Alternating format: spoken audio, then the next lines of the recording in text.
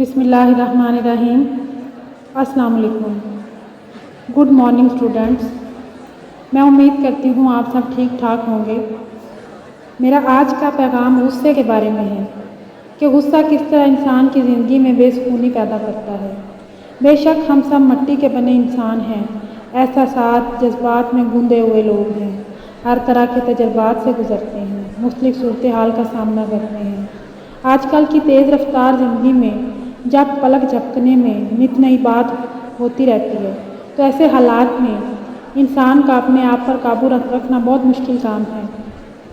लेकिन जिसने अपने गुस्से पर काबू पा लिया, खामोश हो गया, समझो वो कामयाब हो गया।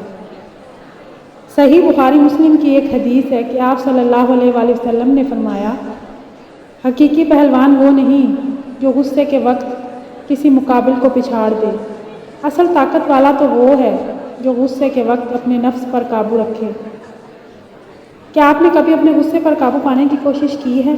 शायद नहीं, क्योंकि गुस्से में इंसान को होश ही नहीं होता। अपने नफ्स पर काबू पाना सीखिए, क्योंकि अगर आपने जाने अनजाने में किसी का दिल दुखा दिया तो वो सिर्फ आपका और उसका मामला नहीं रहता, फिर मामला आपके और अल्लाह के दरमियान आ जाएगा।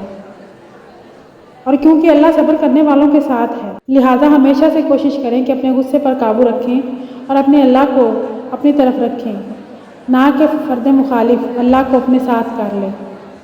आप अल्लाह को अपना दोस्त बना लें और ये इस तरह होगा कि फ़ौरन औज़ु बिल्लाह और बिस्मिल्लाह पढ़ें, उस जगह से चले जाएं और सब्र कर लें।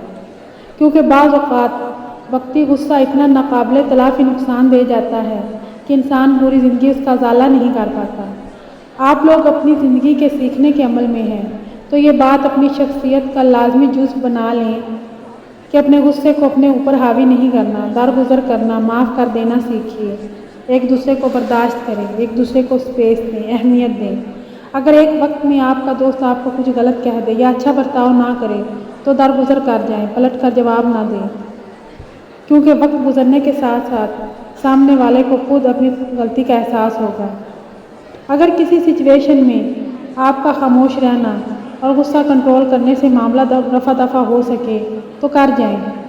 और फरमाने नबी सल्लल्लाहु अलैहि वसल्लम ज़हन में रखा करें कि आप सल्लल्लाहु अलैहि वसल्लम ने फरमाया था कि अगर किसी को माफ़ करने या झुक जाने से आपकी इज़्ज़त कम हो तो क़यामत के दिन मुझसे ले लें। तो आइए अहद करें कि हमेशा अपने गुस्से पर काबू रखेंगे और अल्लाह को अपना दोस्त बनाए रखेंगे। शुक्रिया।